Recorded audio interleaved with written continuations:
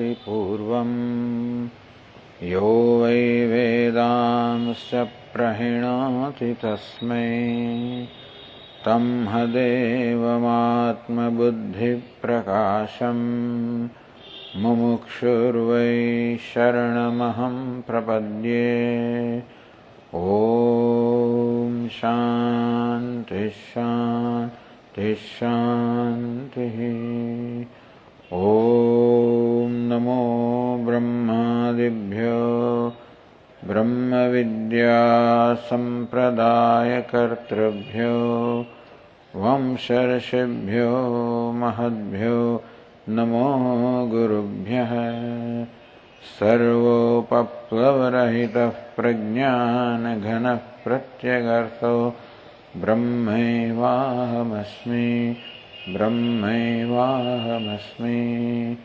ॐ नारायणं पद्मभवं वसिष्ठं शक्तिं च तत्पुत्रपराशरं च व्यासं शुकं गौडपदं महान्तं गोविन्दयोगीन्द्रमथास्य शिष्यं श्रीशङ्कराचार्यमथास्य पद्मपादं च हस्तामलकं च शिष्यं तन्तोटकं वार्तिककारमन्यान् अस्मद्गुरून् सन्ततमानतोऽस्मि। श्रुतिस्मृतिपुराणानाम् आलयं करुणालयं नमामि भगवत्पादं शङ्करं लोकशङ्करं शङ्करं शङ्कराचार्यं केशवं बादरायणं सूत्रभाष्यकृतौ वन्दे भगवन्तौ पुनः पुनः। ईश्वरो गुरुरात्मेति मूर्तिभेदविभागिने व्योमवद्व्याप्तदेहाय तये नमः। ॐ पार्थाय प्रतिबोधितां भगवता नारायणेन स्वयं व्यासेन ग्रथितां पुराणमुनिना मध्ये महाभारतम् तामृतवर्षिणीं भगवतीम् अष्टादशाध्यायिनीम् अम्ब त्वामनुसन्दधामि भगवद्गीते भवद्वेषिणीम्।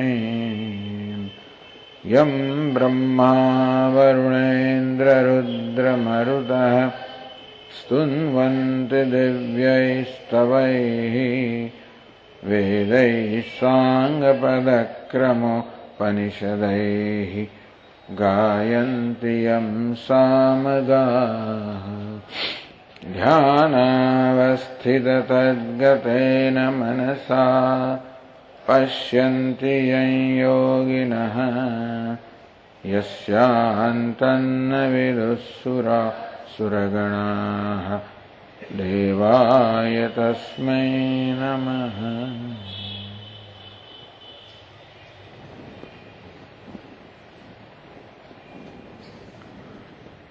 18 અધ્યાયનો વિષય છે મોક્ષ સંન્યાસ. મોક્ષ સંન્યાસ યોગ.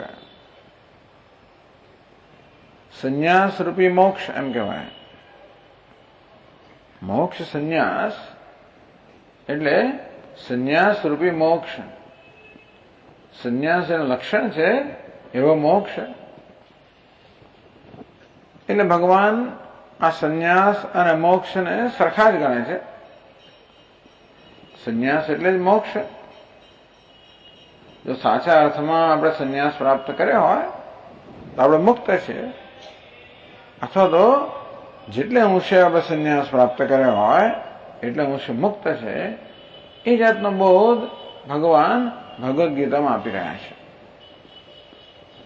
આગળ જેમ સ્વામીજીએ કહ્યું કે અધ્યાયમાં તો સમગ્ર ગીતાનો આપણો ઉપસંહાર પ્રાપ્ત થાય છે.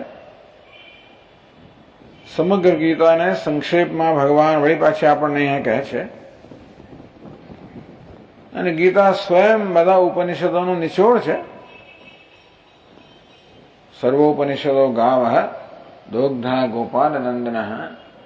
બધા જ ઉપનિષદોને ગાયો સાથે સરખાવવામાં આવે.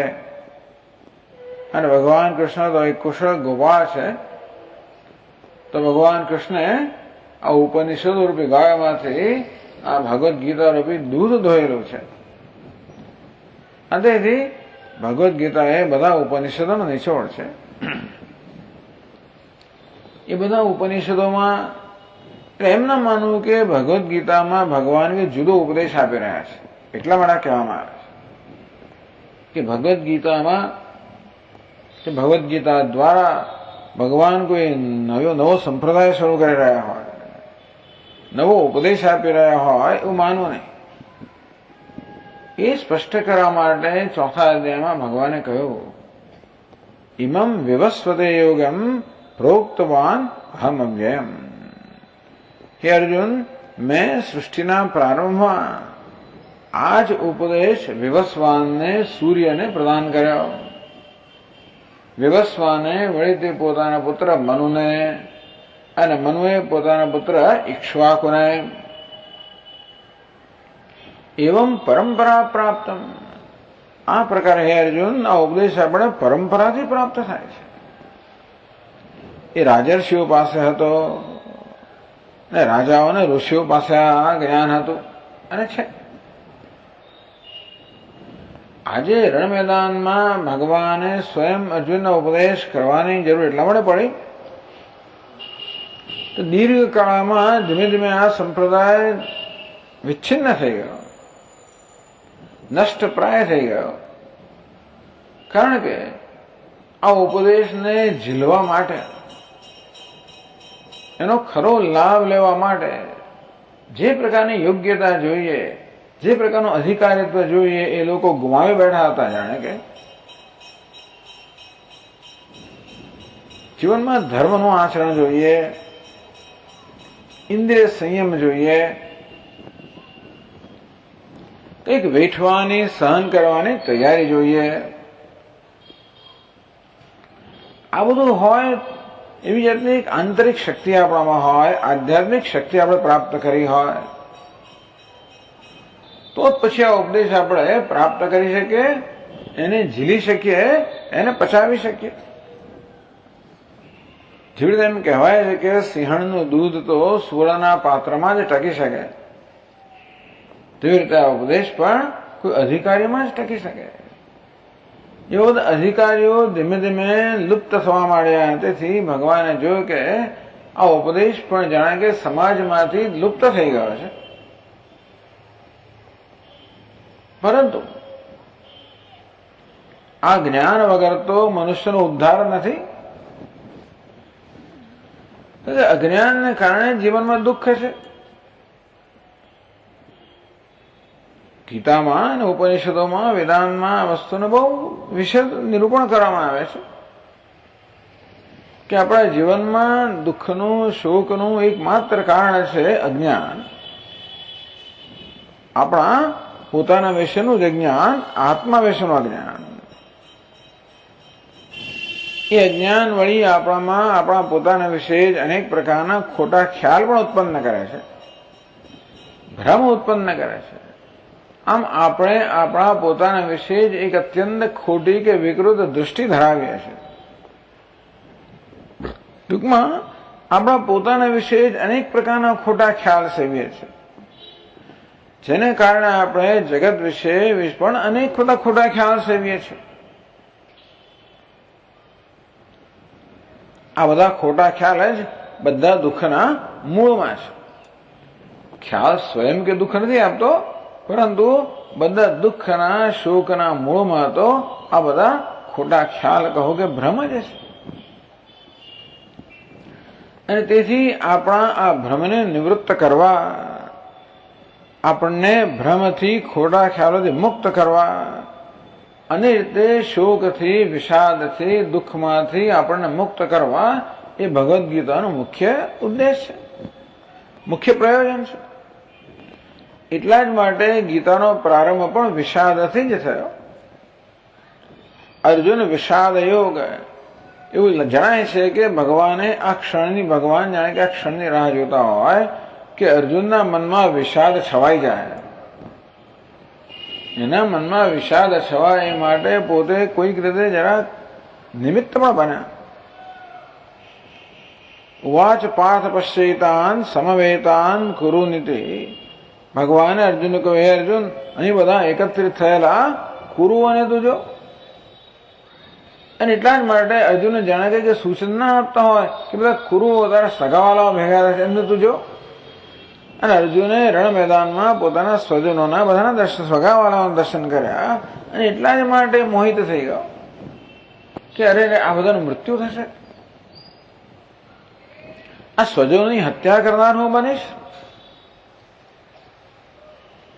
સ્વજનમી કથમ હત્વા સુખી ન સ્યા માધવ. હે માધવ, સ્વજનોની હત્યા કરીને આપણે કેમ સુખી રહી શકીએ? યદ્યપ્યેતેન પશ્યંતિ લોભોપહત ચેતસઃ કુલક્ષય કૃતમ દોષમ પ્રપશ્યદ્ભિર. ભલે આ લોકોને ન જણાતું હોય, એમના એ લોકો જે કરી રહ્યા છે એમનું પરિણામનો એમને ખ્યાલ ભલે ના હોય, પણ આપણે તો જાણીએ છીએ કે આ બધાનું મૃત્યુ થવાને કારણે કેવો સમાજમાં કેટલું દુઃખ પ્રવર્તી જશે, અધર્મ પ્રવર્તી જશે, વગેરે વગેરે. જે કંઈ કારણ હોય, પણ ટૂંકમાં અર્જુન યુદ્ધના પ્રારંભમાં જ શોક અને મોહના મહાસાગરમાં જાણે કે ડૂબીને ગયો હોય. એને શોક જન્મવો જોઈએ કે નહીં એ જુદી વાત છે, પણ એને જન્મ્યો. કારણ કે એનું કારણ છે મોહ. આમ ભગવદ્ ગીતાનો પ્રારંભ શોક અને મોહથી થાય છે. અને મનુષ્ય માત્રનો પ્રશ્ન છે. દરેક મનુષ્ય બિચારો અંદરથી દુઃખી હોય છે. એ દુઃખ માત્ર બહાર આવવાની રાહ જ જોઈ રહી હોય છે. કદાચ કોઈ કહે કે સ્વામીજી મને તો કોઈ દુઃખ નથી જીવનમાં. ઓછું હતું તમે નસીબદાર તો ઓછું હોય, ના હોય ને તમે પુણ્યશાળી હો, સરળ અંતઃકરણના હો, ભગવાનના ભક્ત હો તો જરૂર દુઃખ ઓછું હોય, ના નથી. જેટલે રાગ અને દ્વેષ વધારે હોય એટલું દુઃખ વધારે હોય. પરંતુ એ આપણા હૃદયના ઊંડાણમાં રહેલું દુઃખ છે, કોઈને કોઈ રીતે બહાર અભિવ્યક્ત થવા મળે રાહત ના જોઈ રહ્યું હોય, અને કોઈ કંઈક બટન દબાવે ને તરત જ બહાર વ્યક્ત થતો હોય છે. કામના રૂપમાં, ક્રોધના રૂપમાં, લોભના રૂપમાં, કોઈ કોઈ રૂપની અંદર આપણો આ વિષાદ છે, દુઃખ છે, શોક છે, એ વ્યક્ત થતો હોય છે. એ દરેક મનુષ્યનો પ્રશ્ન છે. અને તેથી માનવ માત્રની આ સમસ્યાના ઉકેલ માટે ભગવદ્ ગીતા છે. મોક્ષ, મોક્ષ એટલે આ દુઃખમાંથી હંમેશ માટે મુક્તિ. આત્યંતિક દુઃખ નિવૃત્તિ.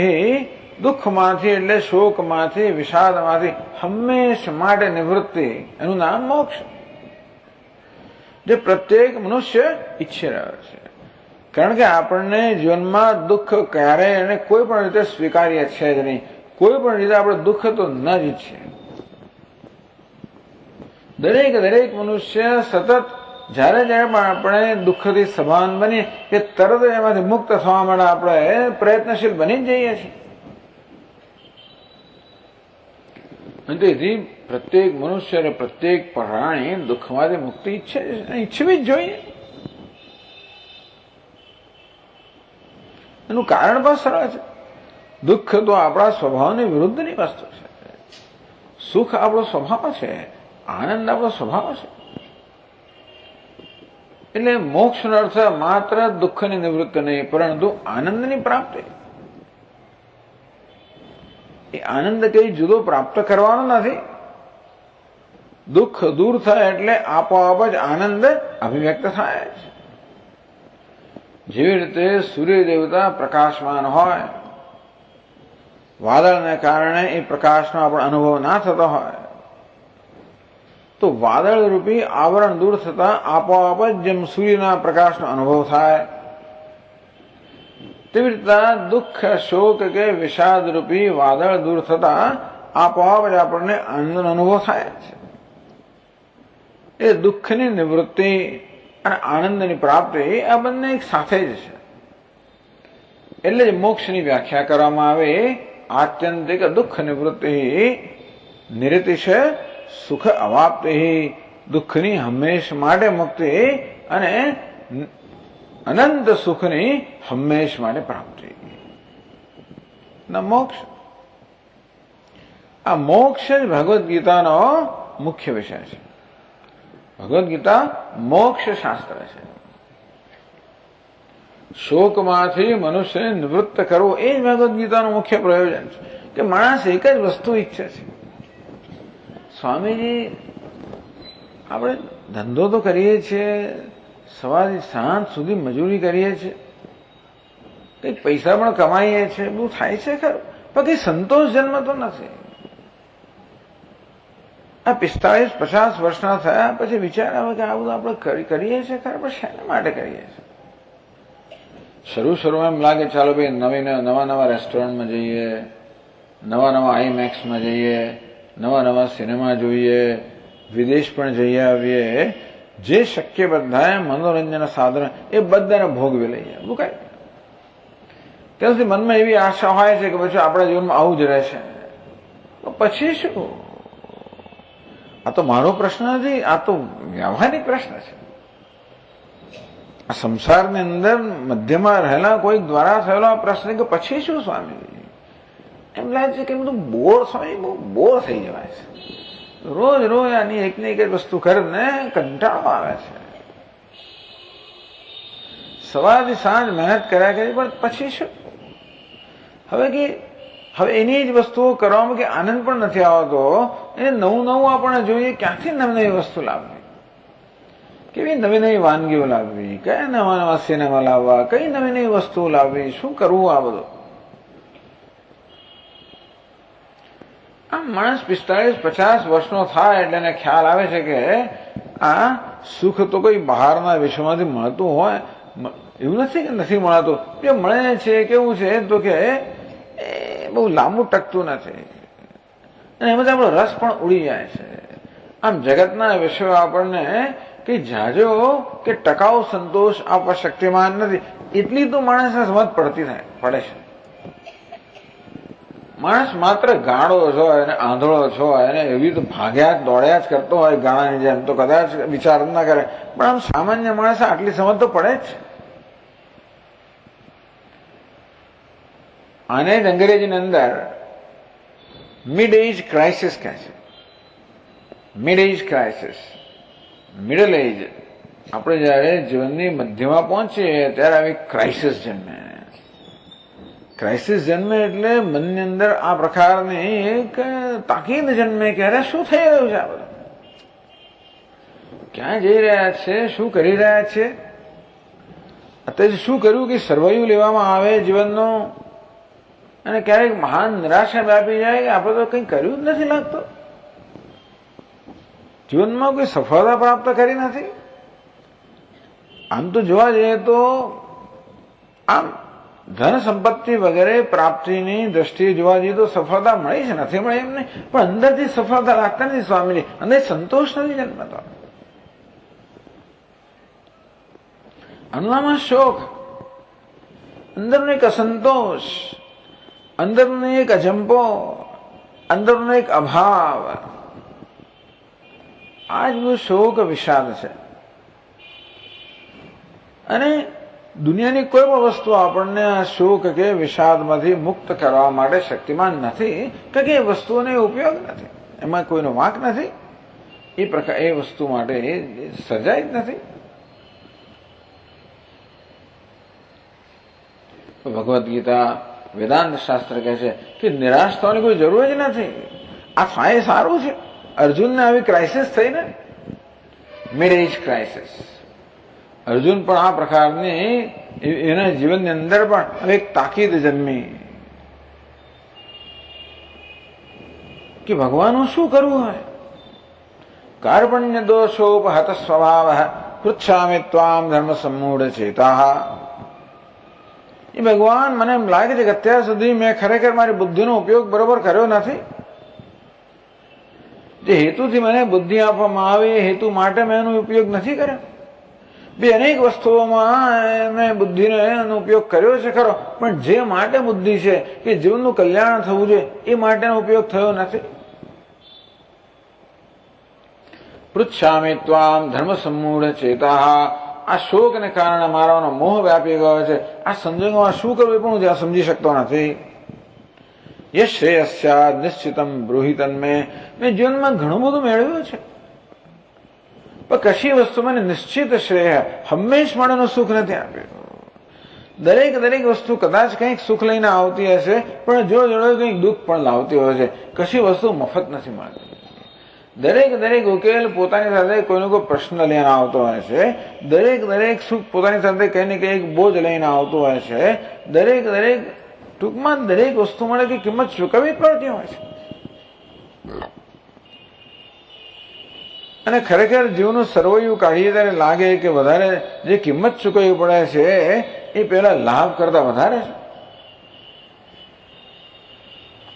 યશ્રેયસ્યાદ નિશ્ચિતમ બ્રૂહિતન મે.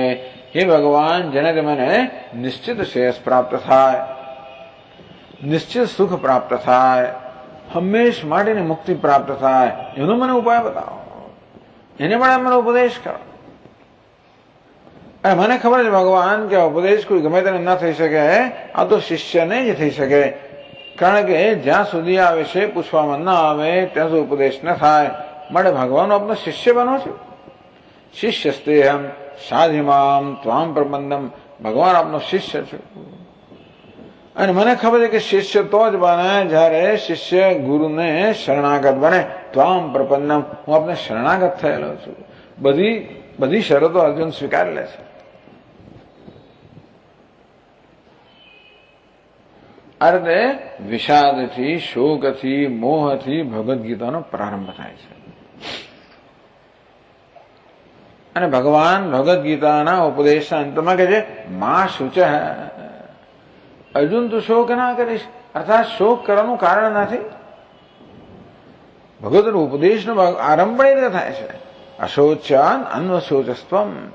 હે અર્જુન, શોક ન કરવા યોગ્યનો તું શોક કરી રહ્યો છે. જીવનમાં શોકનું કોઈ કારણ જ નથી. તું ખરેખર વસ્તુને સમજે, જો તારી જાતને સમજે, આ જગતને સમજે, જીવનની વાસ્તવિકતાને સમજે તો શોકનું કોઈ કારણ નથી. શું વાત કરો છો ભગવાન, શોકનું કારણ નથી? અને જીવનમાં કેટલી બધી વસ્તુઓ બને છે જે દુઃખ આપનારી હોય છે, કોને કોઈ શોકનું કારણ નથી? શોકના અનેક કારણો છે. અને દીકરીને પરણાવી એ મોટું શોકનું કારણ બને છે. બહુ આપણે પોતે જ કેટલા ઉત્સાહ કરીને દીકરી માટે પાત્ર શોધીએ અને કેટલી મોટો સ્વયં સમારંભ કરીએ,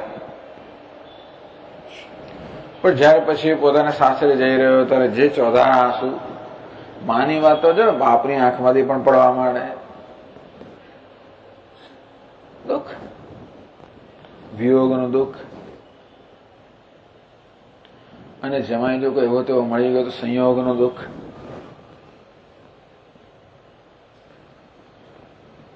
આમ દુનિયામાં દુઃખના હજારો કારણો છે. સુખ સ્થાન સહસ્રાણે, દુઃખ સ્થાન શતાની છે. શોક માટેના હજારો કારણો છે. અને આપ કહો છો શોકનું કારણ જ નથી. ભગવાન કે ના, શોકનું કારણ નથી. આ રીતે ભગવાન પ્રારંભ કરે છે પોતાના ઉપદેશનો. શોકનું કારણ જ નથી. જો તું જીવનની વાસ્તવિકતાઓ સમજે તો, તું તારી પોતાની જાતને સમજે તો. શોક તને કેમ થાય છે? કારણ કે તું તારી જાતને આ લોકોનો ઘાત કરનાર માને છે. હું એમનો ઘાત કરી રહ્યો છું, એ મારો ઘાત કરે છે, આવી જાતનો ખ્યાલ તારા માટે ધરાવે, માટે તને શોક જન્મે છે. નાયમ હંતિન હન્યતે. પણ આત્મા તો ઘાત હણતો પણ નથી અને હણાતો પણ નથી.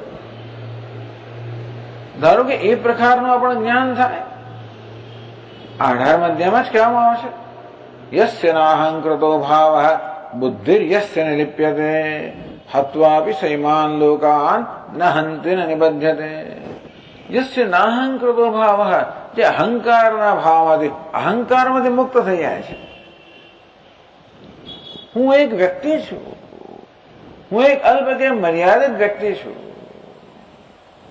હું કરતા છું, ભોગતા છું. આ પ્રકારે પોતાના વિશે જે માણસ ખ્યાલ ધરાવે છે એને તો શોક મોહ જન્મવાનો જ. યસ્ય નાહંકૃતો ભાવ.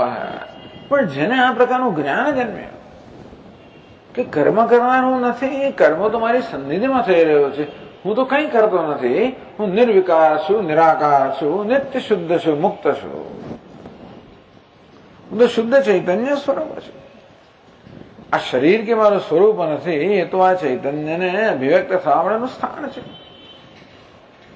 આ ઇન્દ્રિયો મન બુદ્ધિ કે મારું સ્વરૂપ નથી, એ પણ એ તો અભિવ્યક્તિ માટેના વ્યવહાર માટેના સાધનો છે.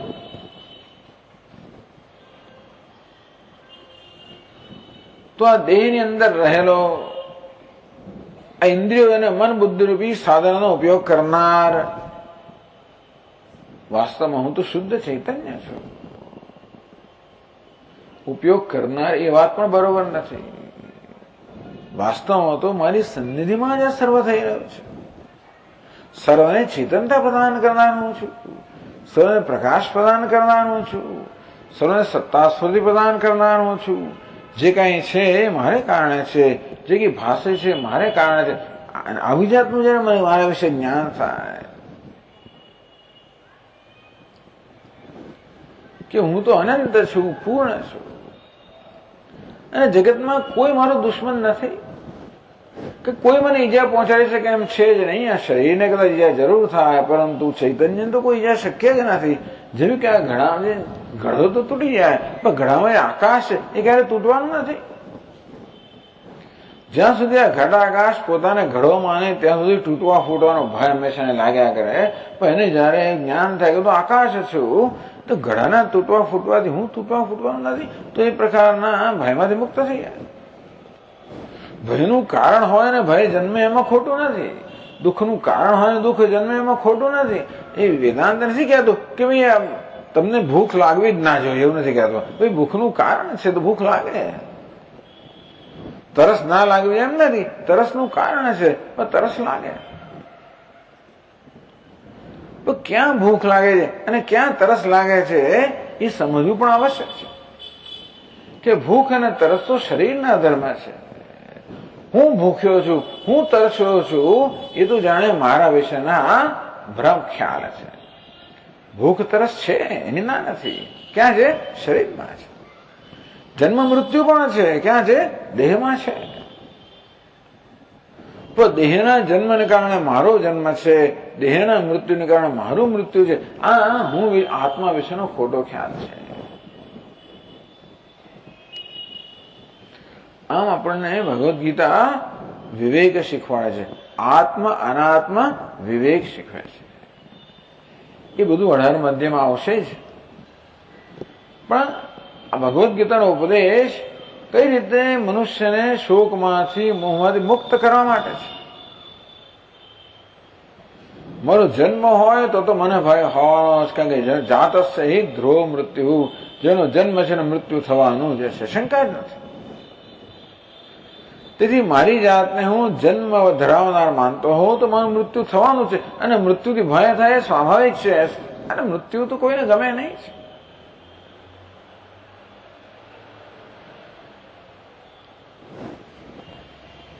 ન ત્વેવાહમ જાતુનાસમ ન ત્વમ નેમે જનાધિપાહ ન ચૈવ ન ભવિષ્યામઃ સર્વે વયમતઃ પરમ. હે અર્જુન, ક્યારે પણ હું, તું કે આ રાજાઓ ક્યારે પણ ન હતા એમ નહીં, હંમેશા આપણે બધા હતા. આપણે ક્યારે નહીં હોય એમ પણ નથી, હંમેશા આપણે હોઈશું. અર્થાત આપણો આરંભ પણ નથી, આપણો અંત પણ નથી. આપણે આદિ અને અંત બંને મુક્ત છે, આપણે નિત્ય છીએ. પણ મહારાજ, મારો જન્મ થયેલો છે, દર વર્ષે હું જન્મદિવસ ઉજવું છું એનું છું, અને પછી મારા હવે થોડા બહુ લાંબો જીવવાનો પણ નથી. ખબર થાય યુદ્ધ પછી હું જીવીશ કે નહીં જીવું, અને જીવે તો ક્યાં સુધી? મૃત્યુ થવાનું જ છે. તો કોનું મૃત્યુ થવાનું છે? દેહિનોસ્મિન યથા દેહે કૌમારમ યૌવનમ જરા. આ દેહની અવસ્થાઓ છે. કુમાર અવસ્થા, યુવાવસ્થા, વૃદ્ધાવસ્થા, મૃત્યુ હવે દેહની અવસ્થાઓ છે, એમાં ના નથી. ધીરસ્તત્ર મુહ્યતિ, જે ધીર છે, વિવેકી છે, એ તો આથી મોહ પામતો નથી. એ જાણે છે કે આ દેહની અવસ્થાઓ છે. આ બધી બહુ ઊંચી ઊંચી વાતો છે, એની ના નથી. ગતાસુન અગાતાસુન સ નાનુશોચંતિ પંડિતા, એને કારણે પંડિતો તો જે મરેલા છે કે નથી મરેલા એ કોઈનો શોક એમને જન્મતો નથી. હવે આપણે પંડિત થતા તો થઈશું, ભગવાન જાણે, પણ આપણે જાણીએ તો ખરા એ જીવનનું શું ધ્યેય છે. તો આપણે જાણીએ કે આ જાણવું એ જીવનનું ધ્યેય છે, એટલું તો આપણે જાણીએ. ના ના, આ તો અશક્ય છે. અશક્ય તો છે જ નહીં, કારણ કે અશક્ય હોત તો આપણે કહેવામાં આવ્યું છે. ના હોત. જે આપણું સ્વરૂપ જ છે એ જાણવું એ તો આપણો હક છે, જન્મસિદ્ધ હક છે.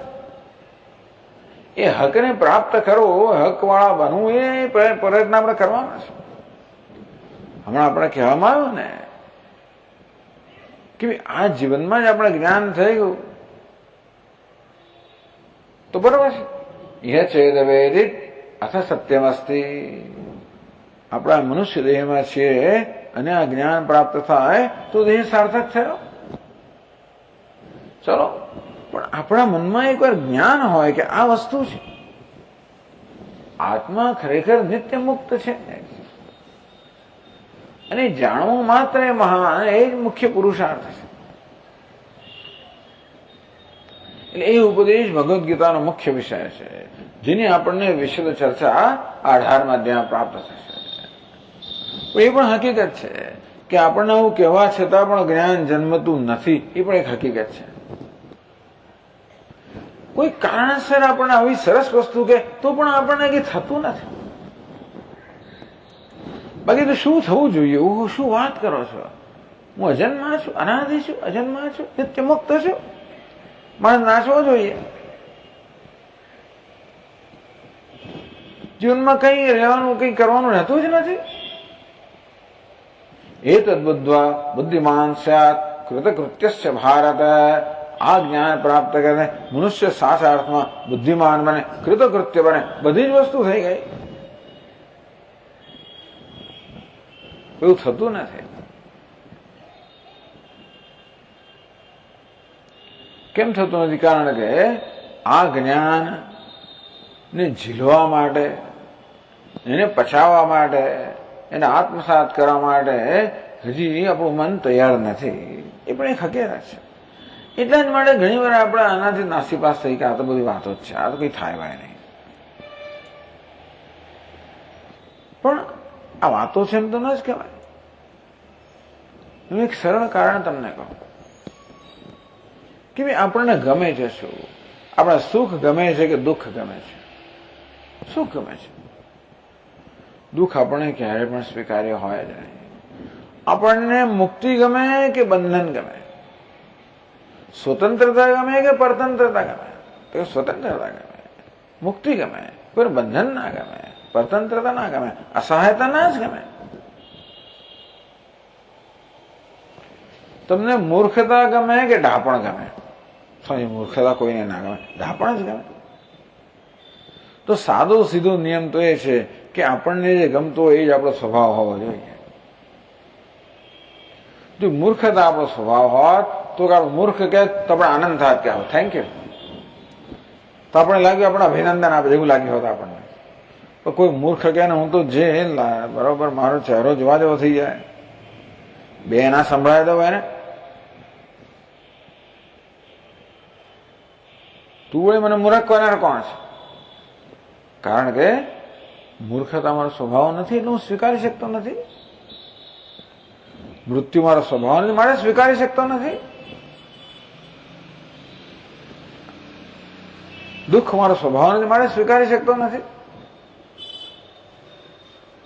આ જ બતાવે છે કે સુખ, જીવન, આનંદ, મુક્તિ, જ્ઞાન એ જ મારો સ્વભાવ છે. સચ્ચિદાનંદ મારો સ્વભાવ છે. એટલે એ પણ સાથે સાથે આપણા મનમાં એવો નિશ્ચય પણ થઈ જવો જોઈએ કે જ્યાં સુધી આપણે આપણી જાતને સચ્ચિદાનંદ ન જાણીએ ત્યાં સુધી ચેન પડવાનું નથી, ત્યાંથી ચેન નથી. આપણે કદાચ એને ટાળીએ, અઘરું છે માટે એને ટાળીએ, આંખ આડા કાન કરીએ, પણ આપણે એનાથી દૂર ભાગી શકવાના નથી. જ્યાં સુધી આપણા જ્ઞાન ન પ્રાપ્ત થાય ત્યાં સુધી આપણને શાંતિ મળવાની નથી, કોઈ ટકાઉ શાંતિ મળવાની નથી.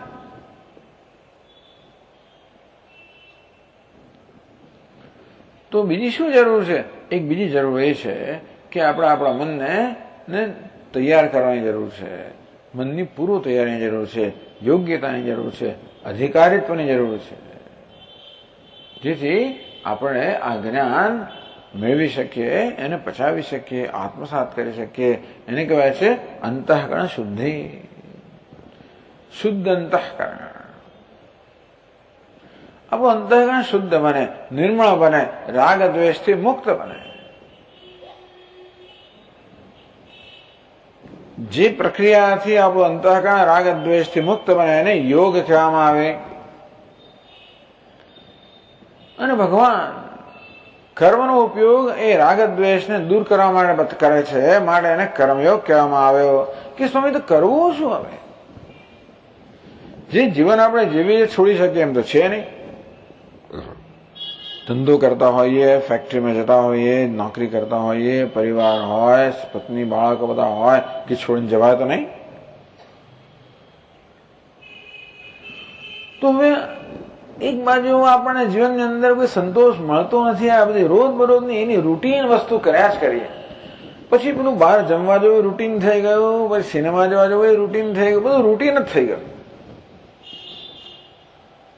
મિત્રો સાથે બેસવું, ગપ્પા મારવા, બધું રૂટીન થઈ ગયું. આ રૂટીન વસ્તુને આનંદ નથી આવતો. સ્વામી શું કરવું? તો ભગવાન કહે છે કે તમે જે કર્મ કરો છો એ જ કર્મ કરવાનું ભલે ચાલુ રાખો, પરંતુ એ કર્મ પાછળની જે દ્રષ્ટિ છે, ભાવના છે, એમાં પરિવર્તન લાવો. આપણું બધું કર્મ, બધો પ્રયત્ન માત્ર આપણા સ્વાર્થને પોષવા માટે થઈ રહ્યો છે. કેમ આપણો સ્વાર્થ પોષાય, કેમ આપણી ઈચ્છાઓ પોષાય, કેમ આપણે રાગ દ્વેષ પોષાય, એ માટે આપણે સતત કર્મ કરી રહ્યા છીએ. એટલે ભગવાન કહે છે કે તદર્થમ કર્મ કાઉન્તેય, હે કાઉન્તેય તું તદર્થમ યજ્ઞાર્થમ રાગ દ્વેષ મુક્ત થવા માટે નિષ્કામ ભાવથી કર્મ કર. આમ આપણી જીવન રીતિ બદલ્યા વગર, આપણી જવાબદારીને છટક્યા વગર, આપણી જવાબદારી અને આપણું જીવન ચાલુ રાખતા કેવી રીતે આપણા પરિવર્તન લાવો એનો બહુ સુંદર ઉપાય ભગવાન બતાવે છે. યોગસ્થ કુરુ કર્માણી સંગમ ત્યક્ત્વા ધનંજય. હે ધનંજય, સંગમ ત્યક્ત્વા, સંગનો ત્યાગ કરીને, કર્મફળની આસક્તિનો ત્યાગ કરીને, એટલે કે તારા સ્વાર્થની ભાવનાનો ત્યાગ કરીને, યોગસ્થ ગુરુ કર્માણી, તું યોગમાં નિષ્ઠ થઈને કર્મ કર. અર્થાત તારા કર્મને કોઈની સેવાનું, પરોપકારનું સાધન બનાવતા કર્મ કર. તારા જીવનમાં કંઈક પરોપકારને સ્થાન આપતું. અત્યાર સુધી પોતાના પર જ ઉપકાર કર્યો છે. વાત તો સ્વામીજી સાચી છે. કોઈ ગરીબને આપણે જરા 1 રૂપિયો આપીએ તો આપણે આનંદ થાય છે કે ચાલો કંઈક સારું કામ કર્યું, બરોબર છે. તો પરોપકારની ભાવના, સેવાની ભાવના, સ્વાર્થ ત્યાગની ભાવના, નિષ્કામ ભાવના, એ આપણે ભગવાન મુખ્યતઃ સમજાવે છે, જેને યોગ કહેવામાં આવ્યો. યોગસ્થ કુરુ કર્માણી, યોગમાં નિષ્ઠ બની તારા કર્મ કર. તારા કર્મ દ્વારા તું ઈશ્વરને ખુશ કરવા માટેનો પ્રયત્ન કર. યત કરોષિ યદ અશ્નાસી યદ જુહોષિ દદાસી યત તપસ્યસી કૌંતેય તત્ કુરુષ્વ મદર્પણમ. જે કે યજ્ઞ કરે, દાન કરે, તપશ્ચર્યા કરે, આહાર વિહાર જે કંઈ કરે એ બધું ભગવાન કે મને સમર્પિત કર. બધું એને સમર્પિત ના થાય તો થોડુંક તો સમર્પિત થાય. કંઈક તો આપણા જીવનમાં સમર્પણની ભાવના આવે. અમારા સ્વામી મહારાજ કે from being A consumer become એ કન્ટ્રીબ્યુટર. સતત કન્ઝ્યુમ કરવું, સતત ભોગવવું, સતત માંગવું અને ભોગવવું, આ માંગનારામાંથી તું આપનાર બન, ભોગીમાંથી તું યોગી બન. બસ આ દ્રષ્ટિમાં પરિવર્તન. બહારથી કોઈને ખબર એ ના પડે, બહાર જાહેર કરવાની જરૂર નથી. સમજી લોકો મારો લાભ નહીં લઈ જાય, બહાર જાહેર ના કરો. બહાર તો એવું જ દેખાડવું જાણે કે આપણે પહેલા જેવા જ છીએ. સક્તા કર્મણ્ય વિદ્વાંસ યથા કુર્વંતિ ભારત કુર્યાદ વિદ્વાંસ તથા સક્ત ચિકીર્ષુર લોક સંગ્રહમ. ભગવાન કહે કે તે અર્જુન, તું જયારે આવી ભાવનાથી આ દુનિયામાં કર્મ કરવા જાય તો તું જોઈશ કે બીજા બધા માણસો તો કર્મફળની આસક્તિથી સ્વાર્થને પોષવા માટે જ કર્મ કરતા હોય, સ્વાભાવિક છે. એમનો વિવેક નથી. એ લોકો જાણતા નથી કે પોતાનું હિત શેમાં છે. સામાન્ય માણસ, અવિવેકી માણસ એમ માને છે કે મારો સ્વાર્થ વગર એમાં જ મારું હિત છે. એવું નથી. વિવેકી માણસ જાણે છે કે ખરેખર તો નિસ્વાર્થ ભાવે કામ કરું એમાં મારું હિત રહેલું છે. તો અર્જુન, તને હવે જ્ઞાન થઈ ગયું કે નિષ્કામ ભાવથી તારો હિત થવાનો છે, તો હવે તું એ પ્રકારની ભાવના લઈને જા. પરંતુ તું જોઈશ કે સમાજના બીજા બધા લોકો તો સ્વાર્થ ભાવનાથી જ કર્મ કરે છે કે એમાં જ પોતાનું હિત માને છે. તું જઈને એમને મોટો ખોટું ઉપદેશ ના કરે, એમની વચ્ચે જા અને એમના જેટલા જ ઉત્સાહથી કામ કરે. ચિકીર્ષુર લોક સંગ્રહમ. પણ તારા મનમાં કયા પ્રકારની ભાવના છે? લોક સંગ્રહમ, લોક કલ્યાણ કરવાની ભાવનાથી તું કર્મ કર. કર્મ એવું ને એવું જ કર. એ લોકોને એમ લાગે કે આપણામાંનો એક છે એટલા જ ઉત્સાહથી કર્મ કર. પણ ભાવના છે લોક સંગ્રહની, લોક કલ્યાણની, લોક સેવાની. એટલે કેવી રીતે પ્રેક્ટિકલ બનીને જીવવું એ પણ ભગવાન શીખવે છે. એટલે શું છે, આપણે બીજા બધા કરતા જુદા પડી જઈએ તો લોકો આપણે જુદા પાડી દે. ક્યાં વળી બાવો ક્યાંથી આવે આપણી વશમાં? લોકો જાત જાતના પછી આપણને એવા બધા નામો આપણા વિશે આપણી પાછળ બોલે, બિરુદો બધા જાત જાતના આપે. વાંધો નથી, તોય થોડા બધા જાણી જ જશે, એ તો જાણી જવાના જ છે. તોય પણ ભાવો છો અંદરથી, એનો અર્થ નહીં કે ભાઈ આપણા કામની અંદર ગફલત કરીએ, કામ બરોબર ના કરીએ. એ તો બરોબર જ થવું જોઈએ. આ રીતે ભગવાન કર્મયોગનો ઉપદેશ કરે છે. કર્મયોગ અને જ્ઞાનયોગ, આ બે યોગ ભગવાન શીખવે છે. બે નથી, એક જ યોગ છે, પણ એક યોગના બે તબક્કાઓ છે. જ્ઞાન યોગે અને સાંખ્યાનામ, કર્મયોગે અને યોગીનામ. પહેલો તબક્કો છે કર્મયોગ, બીજો તબક્કો છે સાંખ્યયોગ કે જ્ઞાનયોગ. આ બધું જે ભગવાને શીખવાડ્યું છે ને એ બધાનું અહીંયા સંક્ષેપમાં 18મા અધ્યાયમાં ભગવાન આ બધું આપણને કહે છે. 18મા અધ્યાયનો પ્રારંભ તો સંન્યાસ કે ત્યાગની ચર્ચાથી થાય છે. એ સૌથી મહત્વની વસ્તુ છે. કર્મયોગમાં પણ ત્યાગ રહેલો છે, જ્ઞાન યોગમાં પણ ત્યાગ રહેલો છે. આ બંનેમાં ત્યાગ તો રહેલો જ છે. એટલા માટે 18મા અધ્યાયનો પ્રારંભ પણ ત્યાગની ચર્ચાથી થાય છે. અર્જુન ત્યાગ વિશે જાણવા માંગે છે, સંન્યાસ વિશે જાણવા માંગે છે. એ પ્રશ્નથી 18મા અધ્યાયનો પ્રારંભ થાય છે. એ ચર્ચા ભગવાન પછી ઉપાડી લે છે અને પછી એનો વિસ્તાર કરે છે અને પછી 18મા પછી આખી ગીતાના બધા વિષયનો ઉપસંહાર કરે છે. આ 18મા અધ્યાયની ભૂમિકા છે મોક્ષ, સંન્યાસ એવો. એટલે ખરેખર તો સંન્યાસ જ મોક્ષ, સંન્યાસમાં જ મોક્ષ છે. ભગવાન આપણે સમજાવશે કે સંન્યાસ એટલે માત્ર અમુક પ્રકારની જીવન રીતિ, અમુક પ્રકારની વિધિમાંથી પસાર થવું, અમુક પ્રકારના વસ્ત્રો પહેરવા, અમુક પ્રકારની હેરસ્ટાઇલ રાખવી,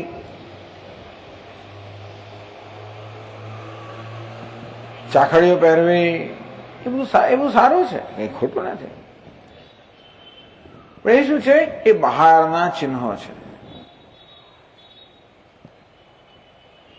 પણ ખરેખર જે મીરાબાઈ કહે ને કે ભાઈ હું મારી ચુંદડી રંગાવીશ, કેવા રંગે રંગાવીશ? શ્યામ રંગ, ભગવાનના રંગે મારી ચુંદડીનો મગજમાન. આપણા મનનું પોત પણ એ રંગથી રંગાય, આ રંગથી રંગાય, ભગવા રંગથી રંગાય, કેસરી રંગથી રંગાય. આ રંગ શાનો છે? આ તો અગ્નિનો રંગ છે. અગ્નિ પ્રકાશ પણ આપે, અશુદ્ધિ પણ બાળે. તો અગ્નિ એ જ્ઞાનનું પ્રતીક છે. જ્ઞાન કે વિવેક આપણા મનની અશુદ્ધિઓ, અવિવેક, રાગ, દ્વેષ વગેરે બાળે અને જોડે જોડે જ્ઞાનનો પ્રકાશ કરે, અજ્ઞાન દૂર કરે. એટલે જ ભગવદ્ ગીતાની અંદર પણ જ્ઞાનને અગ્નિ સાથે સરખાવવામાં આવ્યું છે. યથૈધામ ચ સમિદ્ધોગ્નિ ભસ્મસાત કુરુતે અર્જુન જ્ઞાનાગ્નિ સર્વકર્માણિ ભસ્મસાત કુરુતે તથા. અર્જુન જેવી રીતે સારી રીતે પ્રજ્વલિત થયેલો અગ્નિ કાષ્ઠને બાળીને ભસ્મ કરી નાખે, એવી રીતે આ જ્ઞાન રૂપી અગ્નિ પણ બધા જ કર્મને, બધા પાપને, અજ્ઞાનને બાળીને ભસ્મ કરી નાખે છે.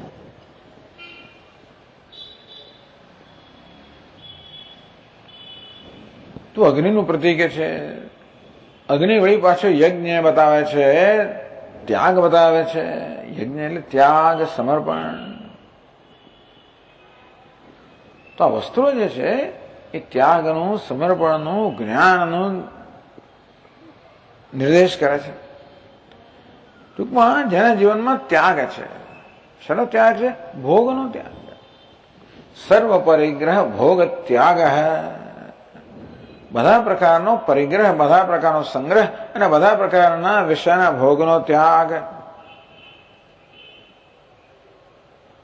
એ ત્યાગ બતાવે છે. સાથે સાથે જે જ્ઞાનની સાધનાને સમર્પિત છે.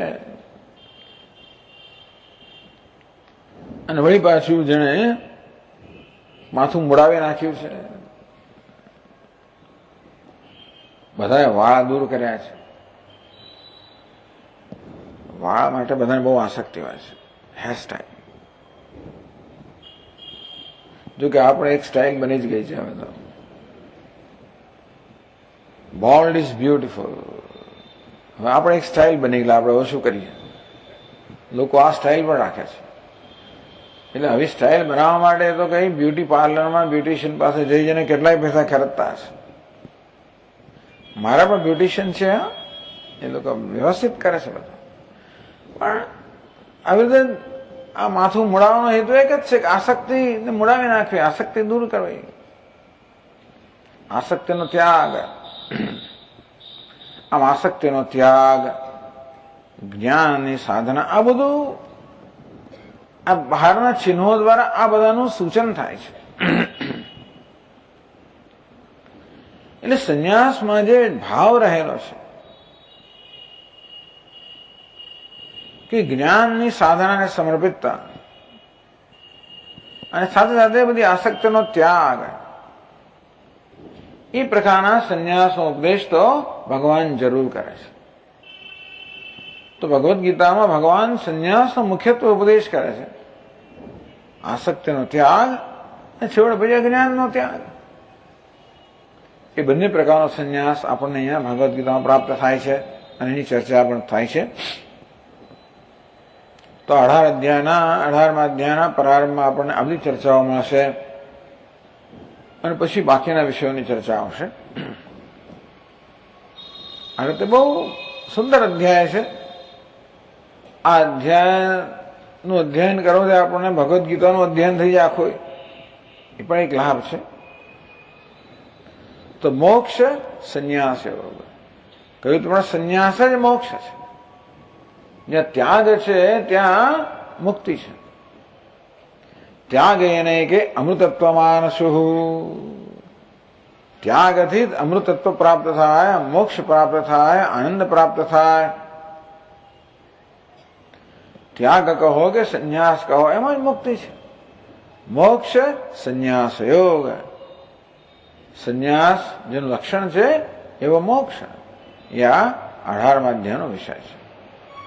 તો એની હવે આપણે કાલથી ચર્ચા પ્રારંભ કરશું 18મા અધ્યાયની.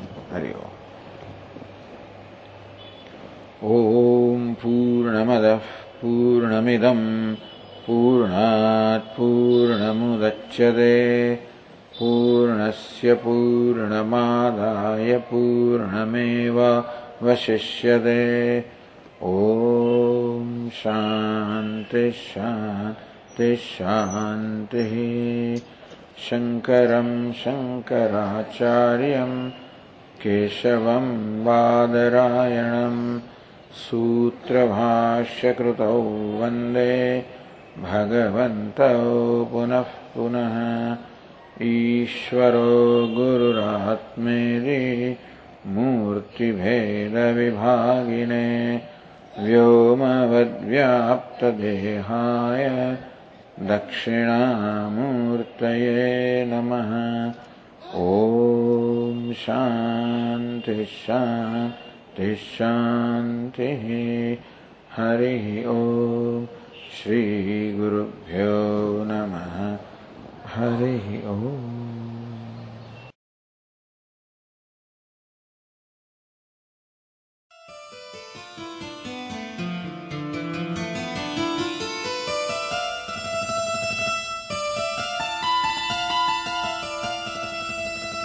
अथ अष्टादशोऽध्यायः.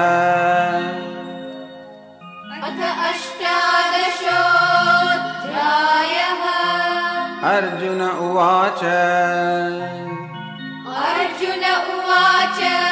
सन्न्यासस्य महाबाहो. सन्न्यासस्य महाबाहो. तत्त्वमिच्छामि वेदितुम्. तत्त्वमिच्छामि वेदितुम्. त्यागस्य च ऋषिकेश. त्यागस्य च ऋषिकेश. पृथक् केशिनिषूदन. पृथक् केशिनिषूदन. श्रीभगवानुवाच. श्रीभगवानुवाच. काम्यानां कर्मणान्यासम्. काम्यानां कर्मणान्यासम्. सन्न्यासं कवयो विदुः. सन्न्यासं कवयो विदुः. सर्वकर्मफलत्यागम्. सर्वकर्मफलत्यागम्. राहुस्त्यागं विचक्षणाः.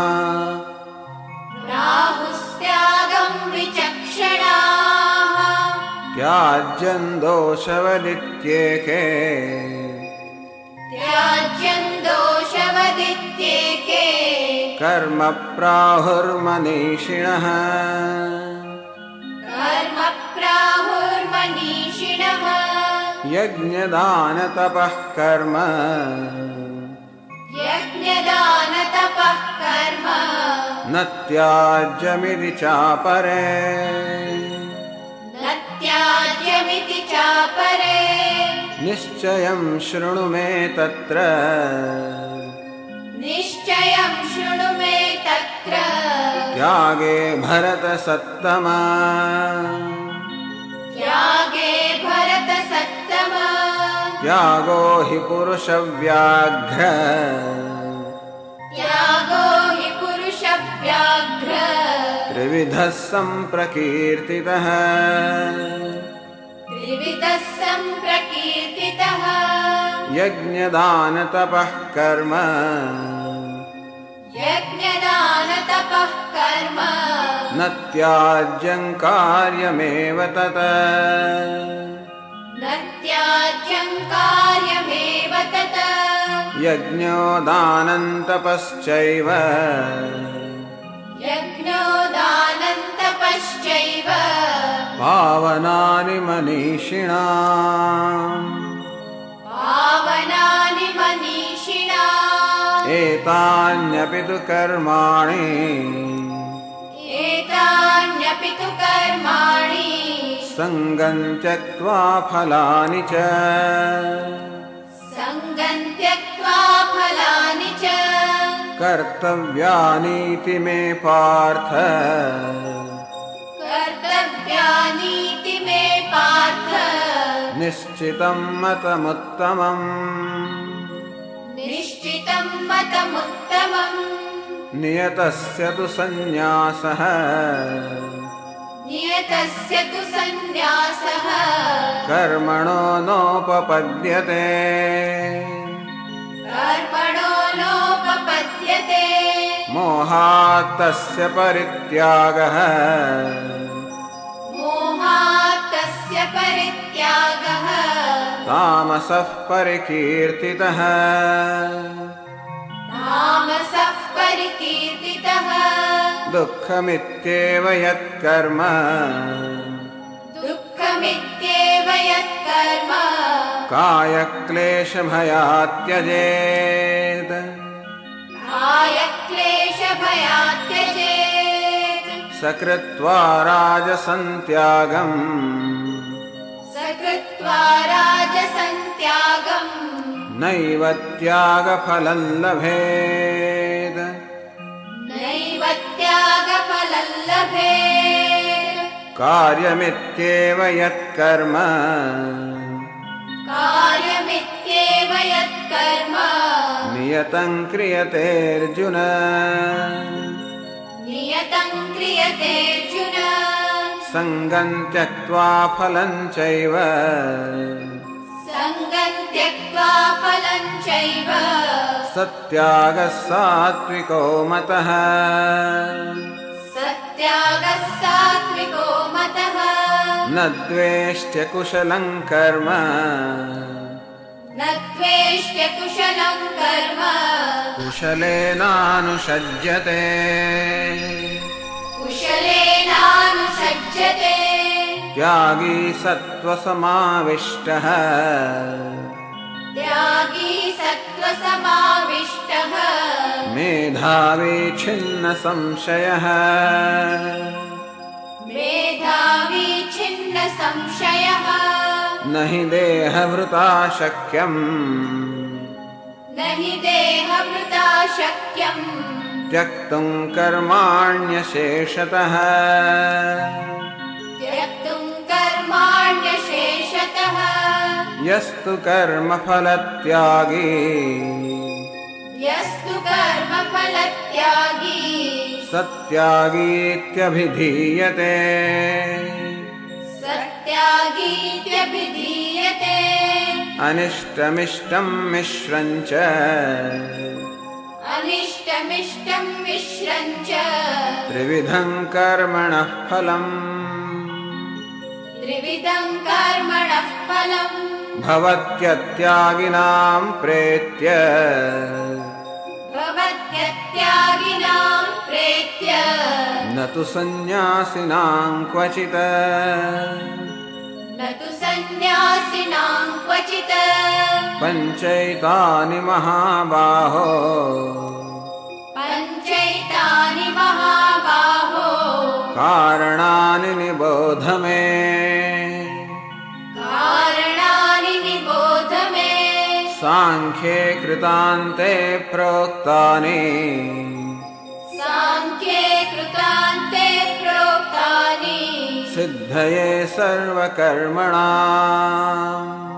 सिद्धये सर्वकर्मणाम् अधिष्ठानं तथा कर्ता अधिष्ठानं तथा कर्ता करणं च पृथग्विधम् करणं च पृथग्विधम् विविधाश्च पृथक् चेष्टाः विविधाश्च पृथक् चेष्टाः दैवं चैवात्र पञ्चमम् दैवं चैवात्र पञ्चमम् शरीरवाङ्मनोभिर्यत् शरीरवाङ्मनोभिर्यत् कर्म प्रारभते नरः कर्म प्रारभते नरः न्याय्यं वा विपरीतं वा न्यायं वा विपरीतं वा पञ्चैते तस्य हेतवः पञ्चैते तस्य हेतवः तत्रैवं सति कर्तारम् तत्रैवं सति कर्तारम् आत्मानं केवलं तु यः आत्मानं केवलं तु यः पश्यत्यकृतबुद्धित्वात् पश्यत्यकृतबुद्धित्वात् न स पश्यति दुर्मतिः न स पश्यति दुर्मतिः यस्य नाहङ्कृतो भावः यस्य नाहङ्कृतो भावः बुद्धिर्यस्य न लिप्यते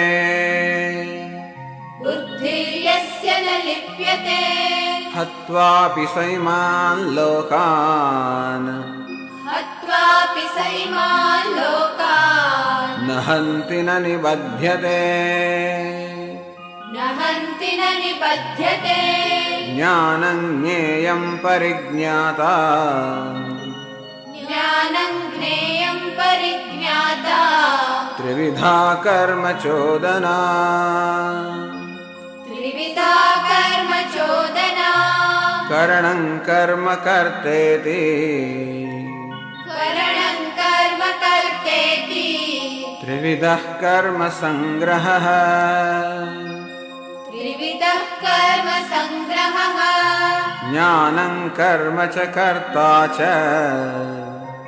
ज्ञानं कर्म च कर्ता च त्रिधैव गुणभेदतः त्रिधैव गुणभेदतः प्रोच्यते गुणसङ्ख्याने प्रोच्यते गुणसङ्ख्याने यथावत् शृणुतान्यपि यथावत् श्रुतान्यपि सर्वभूतेषु येनैकम् सर्वभूतेषु येनैकम् भावमव्ययमीक्षते भावमव्ययमीक्षते अविभक्तं विभक्तेषु अविभक्तं विभक्तेषु तज्ज्ञानं विद्धि सात्विकम् तज्ज्ञानं विद्धि सात्विकम् पृथक्त्वेन तु यज्ञानम् पृथक्त्वेन तु यज्ञानम् नानाभावान् पृथग्विधान् नानाभावान् पृथग्विधान् वेत्ति सर्वेषु भूतेषु वेत्ति सर्वेषु भूतेषु तज्ज्ञानं विद्धि राजसम् तज्ज्ञानं विद्धि राजसम् यत्तु कृत्स्नवदेकस्मिन् यत्तु कृत्स्नवदेकस्मिन् कार्ये सक्तमहैतुकम्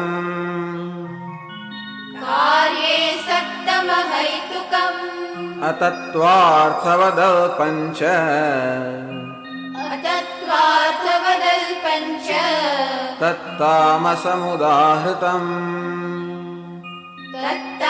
तत्तामसमुदाहृतम् नियतं सङ्गरहितम् नियतं सङ्गरहितम् अरागद्वेषतः कृतम् अरागद्वेषतः कृतम् अफलप्रेप्सुना कर्म अपलप्रेप्सुना कर्म यत्तत्सात्विकमुच्यते यत्तत्सात्विकमुच्यते यत्तु कामेप्सुना कर्म यत्तु कामेप्सुना कर्म साहङ्कारेण वा पुनः साहङ्कारेण क्रियते बहुलायासम् क्रियते बहुलायासम् तद्राजसमुदाहृतम् तद्राजसमुदाहृतम् अनुबन्धं क्षयं हिंसाम् अनुबन्धं क्षयं हिंसा अनवेक्ष्य च पौरुषम् अनवेक्ष्य च पौरुषम् मोहादारभ्यते कर्म मोहादारभ्यते कर्म यत्तत्तामसमुच्यते यत्तत्तामसमुच्यते मुक्तसङ्गो नहं वादी मुक्तसङ्गो नहं वादी धृत्युत्साहसमन्वितः धृत्युत्साहसमन्वितः सिद्ध्यसिद्ध्योर्निर्विकारः सिद्ध्यसिद्ध्यो निर्विकारः कर्ता सात्विक उच्यते कर्ता सात्विक उच्यते रागी कर्मफलप्रेप्सुः रागी कर्मफलप्रेप्सुः लुब्धो हिंसात्मको शुचिः लुब्धो हिंसात्मको शुचिः हर्षशोकान्वितः कर्ता हर्षशोकान्वितः कर्ता राजसः परिकीर्तितः राजसः परिकीर्तितः अयुक्तः प्राकृतस्तब्धः अयुक्तः प्राकृतस्तब्धः शठो नैष्कृतिकोलसः शठो नैष्कृतिकोलसः विषादी दीर्घसूत्री च विषादी दीर्घसूत्री च कर्ता तामस उच्यते कर्ता तामस उच्यते बुद्धेर्भेदं धृतेश्चैव बुद्धेर्भेदं धृतेश्चैव गुणतस्त्रिविधं शृणु गुणतस्त्रिविधं शृणु प्रोच्यमानमशेषेण प्रोच्यमानमशेषेण पृथक्त्वेन धनञ्जय पृथक्त्वेन धनञ्जय प्रवृत्तिं च निवृत्तिं च प्रवृत्तिं च निवृत्तिं च कार्याकार्ये भयाभये कार्याकार्ये भयाभये बन्धं मोक्षं च या वेत्ति बन्धं मोक्षं च या वेत्ति बुद्धिः सा पार्थ सात्विकी बुद्धिः सा पार्थ सात्विकी यया धर्ममधर्मं च यया धर्ममधर्मं च कार्यं च कार्यमेव च कार्यं च कार्यमेव च अयथावत् प्रजानाति अयथावत् प्रजानाति बुद्धिः सा पार्थ राजसी बुद्धिः सा पार्थ राजसी अधर्मं धर्ममिति या अधर्मं धर्ममिति या मन्यते तमसावृता मन्यते तमसावृता सर्वार्थान् विपरीतांश्च सर्वार्थान् विपरीतांश्च बुद्धिः सा पार्थ तामसी बुद्धिः सा पार्थ तामसी धृत्या यया धारयते धृत्या यया धारयते मनः प्राणेन्द्रियक्रियाः मनः प्राणेन्द्रियक्रियाः योगेनाव्यभिचारिण्या ब्रह्मचारिण्या धृतिः सा पार्थ सात्विकी धृतिः सा पार्थ सात्विकी यया तु धर्मकामार्थान् यया तु धर्मकामार्थान् धृत्या धारयतेऽर्जुन धृत्या धारयतेऽर्जुन प्रसङ्गेन फलाकाङ्क्षी प्रसङ्गेन फलाकाङ्क्षी धृतिः सा पार्थ राजसी धृतिः सा पार्थ राजसी यया स्वप्नं भयं शोकम् यया स्वप्नं भयं शोकं विषादं मदमेव च विषादं मदमेव च न विमुञ्चति दुर्मेधाः न विमुञ्चति दुर्मेधाः धृतिः सा पार्थ तामसी धृतिः सा पार्थ तामसी सुखं त्विदानीं त्रिविधम् सुखं त्रिदानीं त्रिविधम् शृणु मे भरतर्षभ शृणु मे भरतर्षभ अभ्यासाद्रमते यत्र अभ्यासाद्रमते यत्र दुःखान्तं च निगच्छति दुःखान्तं च निगच्छति यत्तदग्रे विषमिव यत्तदग्रे विषमिव परिणामे मृतोपमम् परिणामे मृतोपमम् तत्सुखं सात्विकं प्रोक्तम् तत्सुखं सात्विकं प्रोक्तम् आत्मबुद्धिप्रसादजम् आत्मबुद्धिप्रसादजम् विषयेन्द्रियसंयोगात् विषयेन्द्रियसंयोगात् यत्तदग्रे मृतोपमम्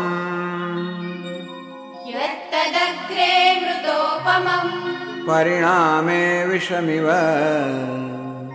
परिणामे विषमिव तत्सुखं राजसंस्मृतम्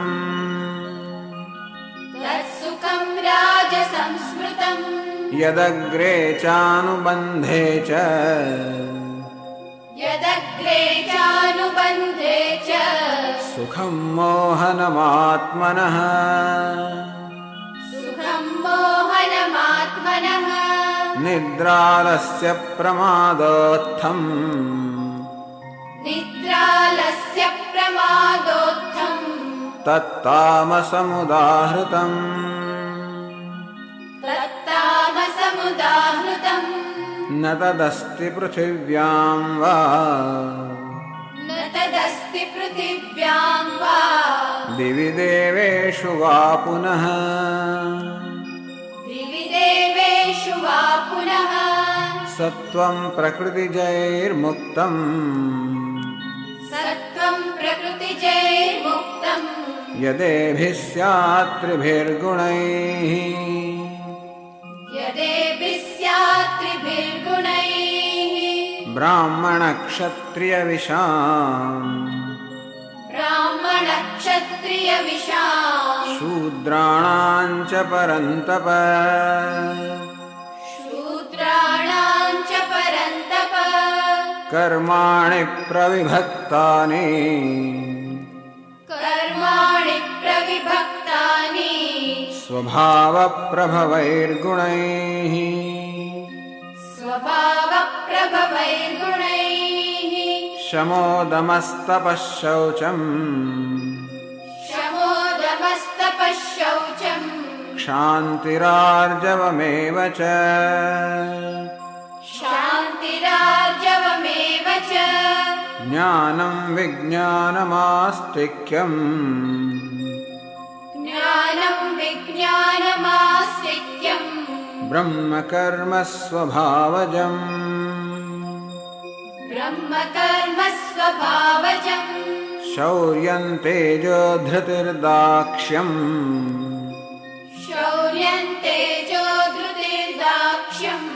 युद्धे चाप्यपलायनम् युद्धे चाप्यपलायनम् दानमीश्वरभावश्च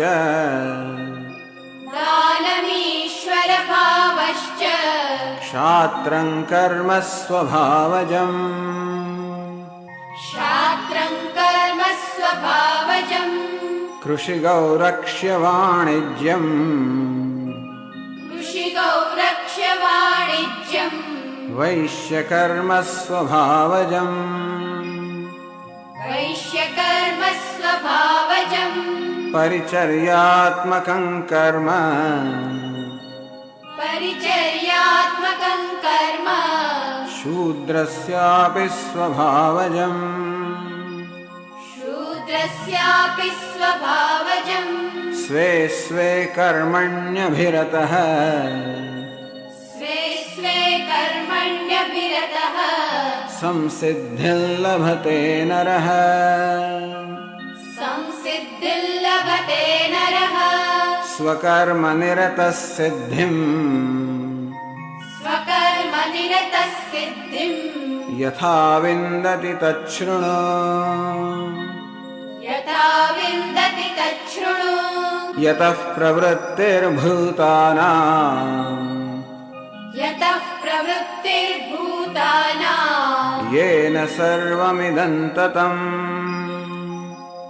येन सर्वमिदं ततम् स्वकर्मणा तमभ्यर्च्य स्वकर्मणा तमभ्यर्च्य सिद्धिं विन्दति मानवः सिद्धिं विन्दति मानवः श्रेयान् स्वधर्मो विगुणः श्रेयान् स्वधर्मो विगुणः परधर्मात् स्वनुष्ठितात् परधर्मात् स्वनुष्ठितात् स्वभावनियतं कर्म स्वभावनियतं कर्म कुर्वन्नाप्नोति किल्बिषम्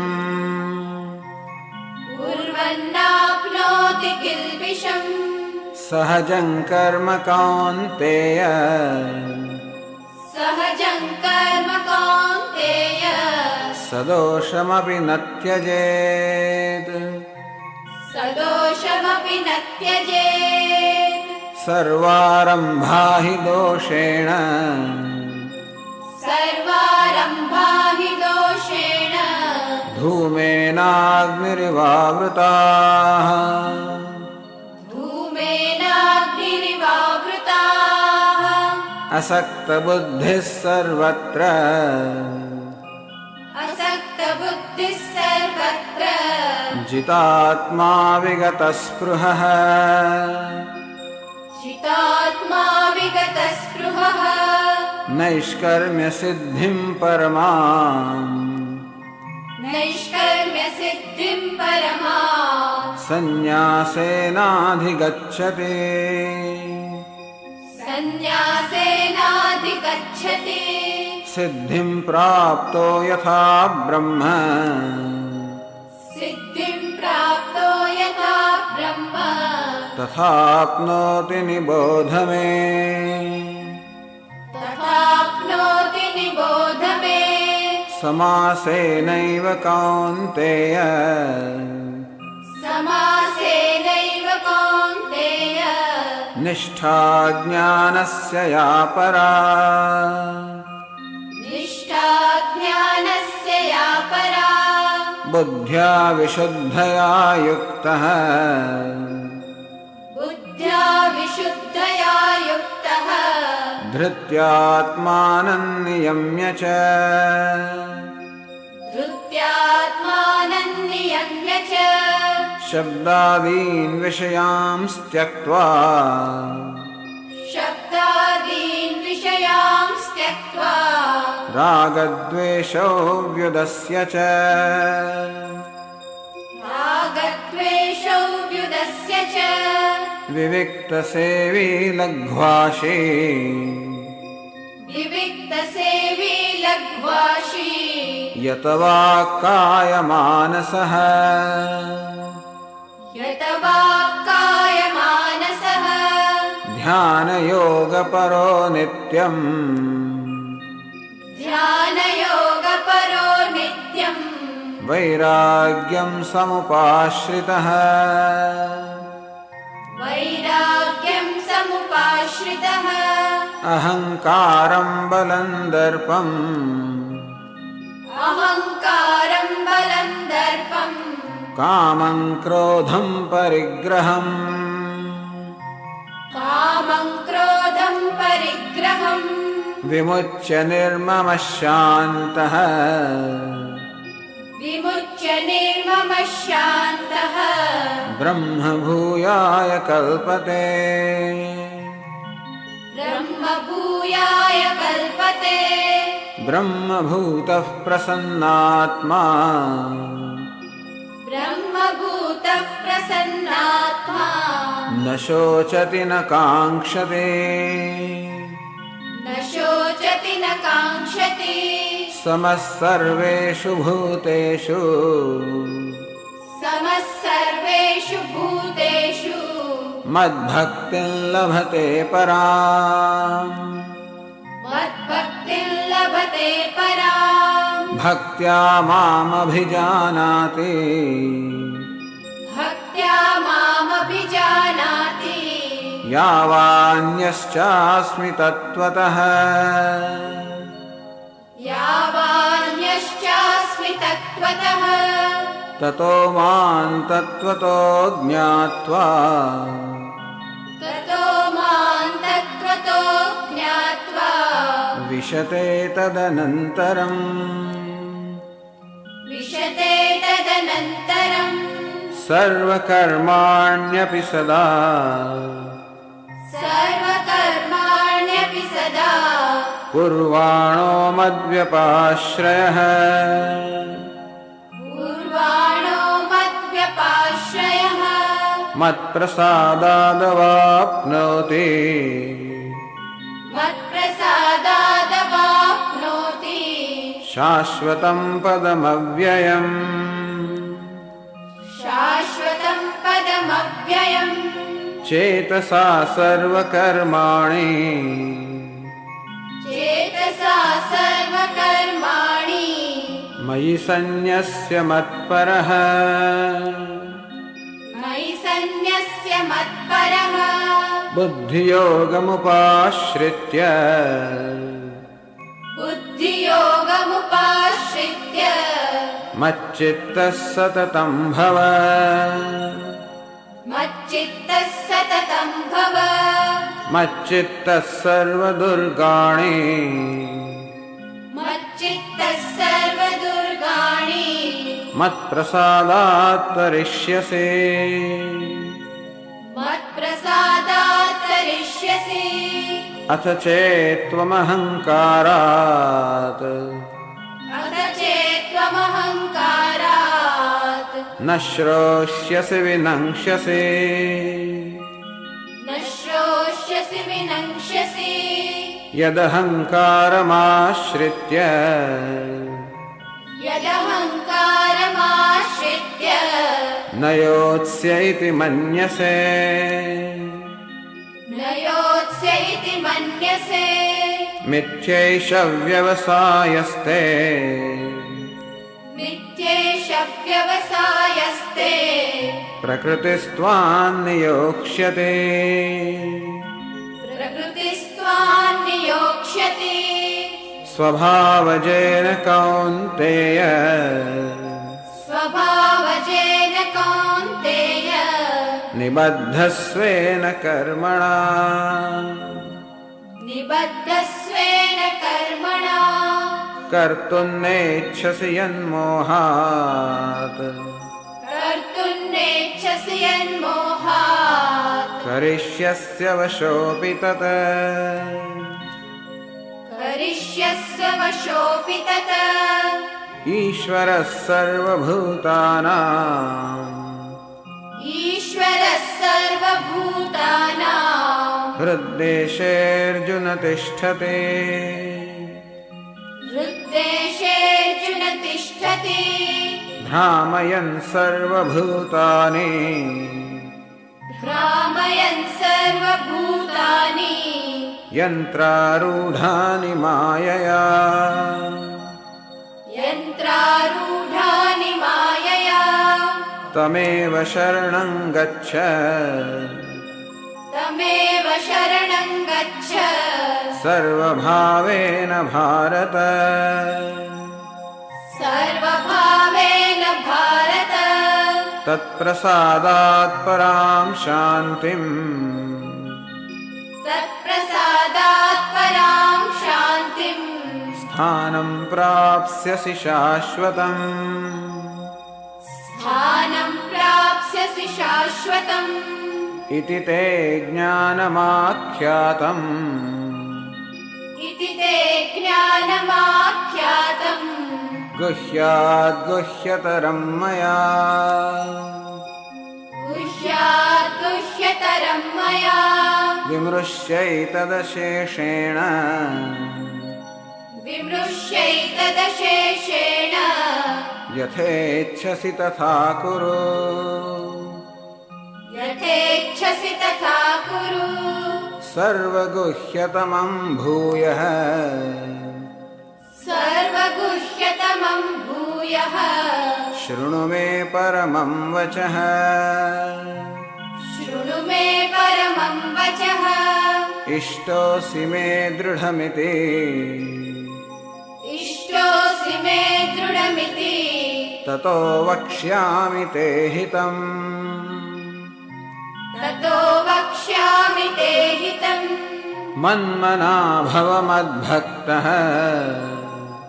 मन्मना भव मद्भक्तः मद्याजी मां नमस्कुरु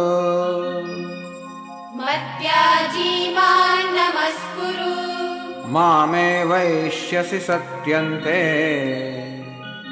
मामे वैष्यसि सत्यन्ते प्रतिजाने प्रियोऽसि मे प्रतिजाने प्रियोऽसि मे सर्वधर्मान् परित्यज्य सर्वधर्मान् परित्यज्य मामेकं शरणं व्रज मामेकं शरणं व्रज अहं त्वा सर्वपापेभ्यः अहं त्वा सर्वपापेभ्यः मोक्षयिष्यामि मा शुचः मोक्षयिष्यामि मा शुचः इदं ते नातपस्काय इदं ते नातपस्काय न भक्ताय कदाचन नाभक्ताय कदाचन न चाशुश्रूषवे वाच्यम् न चाशुश्रूषवे वाच्यम् न च मां योऽभ्यसूयते न च मां योऽभ्यसूयते य इमं परमं गुह्यम् य इमं परमं गुह्यम् मद्भक्तेष्वभिधास्यते मद्भक्तेष्वभिधास्यति भक्तिं मयि परां कृत्वा भक्तिं मयि परां कृत्वा मामे वैष्यत्य संशयः मामे वैष्यत्य संशयः न च तस्मान् मनुष्येषु न च तस्मान् मनुष्येषु कश्चिन्मे प्रियकृत्तमः कश्चिन्मे प्रियकृत्तमः भविता न च मे तस्मात् भविता न च मे तस्मात् अन्यः प्रियतरो भुवि अन्यः प्रियतरो भुवि अध्येष्यते च य इमम् अध्येष्यते च य इमम् धर्म्यं संवादमावयोः धर्म्यं संवादमावयोः ज्ञानयज्ञेन तेनाहम् ज्ञानयज्ञेन तेनाहम् इष्टस्यामिति मे मतिः इष्टस्यामिति मे मतिः श्रद्धावाननसूयश्च श्रद्धावाननसूयश्च शृणुयादपि यो नरः शृणुयादपि यो नरः सोऽपि मुक्तः शुभान् लोकान् सोऽपि मुक्तः शुभान् लोकान् प्राप्नुयात् पुण्यकर्मणाम् प्राप्नुयात् पुण्यकर्मणाम् कच्चिदेतच्छ्रुतं पार्थ कच्चिदेतच्छ्रुतं पार्थ त्वयैकाग्रेण चेतसा त्वयैकाग्रेण चेतसा कच्चिदज्ञानसम्मोहः कच्चिदज्ञानसम्मोहः प्रनष्टस्ते धनञ्जय प्रनष्टस्ते धनञ्जय अर्जुन उवाच अर्जुन उवाच नष्टो मोहस्मृतिर्लब्धा नष्टो मोहस्मृतिर्लब्धा त्वत्प्रसादान्मयाच्युत त्वत्प्रसादान्मयाच्युत स्थितोऽस्मि गतसन्देहः स्थितोऽस्मि गतसन्देहः करिष्ये वचनं तव करिष्ये वचनं तव सञ्जय उवाच सञ्जय उवाच इत्यहं वासुदेवस्य इत्यहं वासुदेवस्य पार्थस्य च महात्मनः पार्थस्य च महात्मनः संवादमिममश्रौषम् संवादमिममश्रौषम् अद्भुतं रोमहर्षणम् अद्भुतं रोमहर्षणम् व्यासप्रसादात् श्रुतवान् व्यासप्रसादात् श्रुतवान् एतद्गुह्यमहं परम् एतद्गुह्यमहं परम् योगं योगेश्वरात् कृष्णात् योगं योगेश्वरात् कृष्णात् साक्षात् कथयत स्वयम् साक्षात् कथयत स्वयम् राजन् संस्मृत्य संस्मृत्य राजन् संस्मृत्य संस्मृत्य संवादमिममद्भुतम् संवादमिममद्भुतम् केशवार्जुनयोः पुण्यम्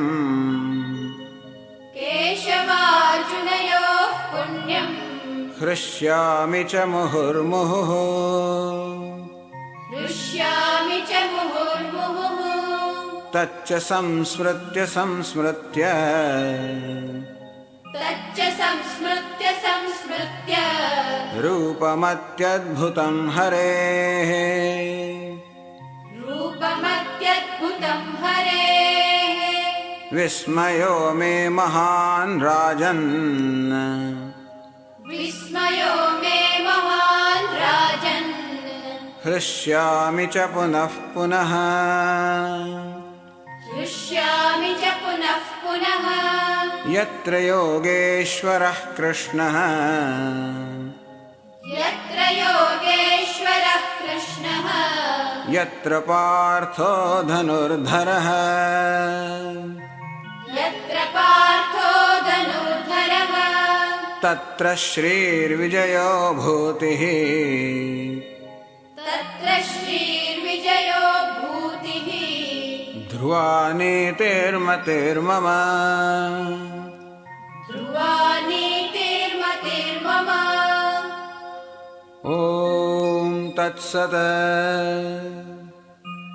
ॐ तत्सत् इति श्रीमद्भगवद्गीतासु इति श्रीमद् श्रीमद्भगवद्गीतासु उपनिषत्सु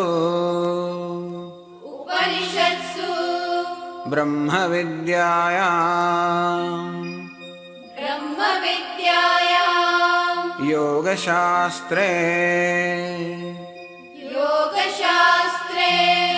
श्रीकृष्णार्जुनसंवादे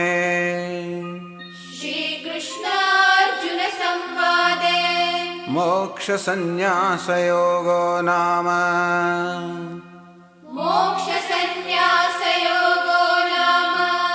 अष्टादशोऽध्यायः।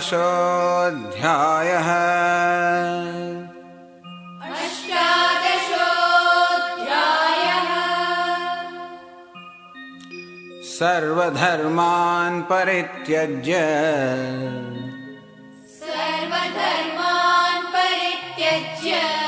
मामेकं शरणं व्रज।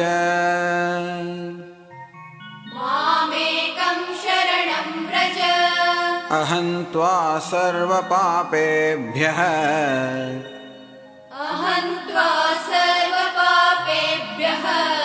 मोक्षयिष्यामि मा शुचः।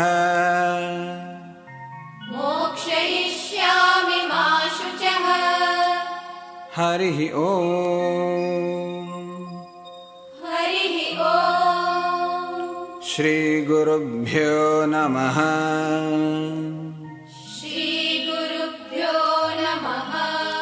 हरिः ओम्।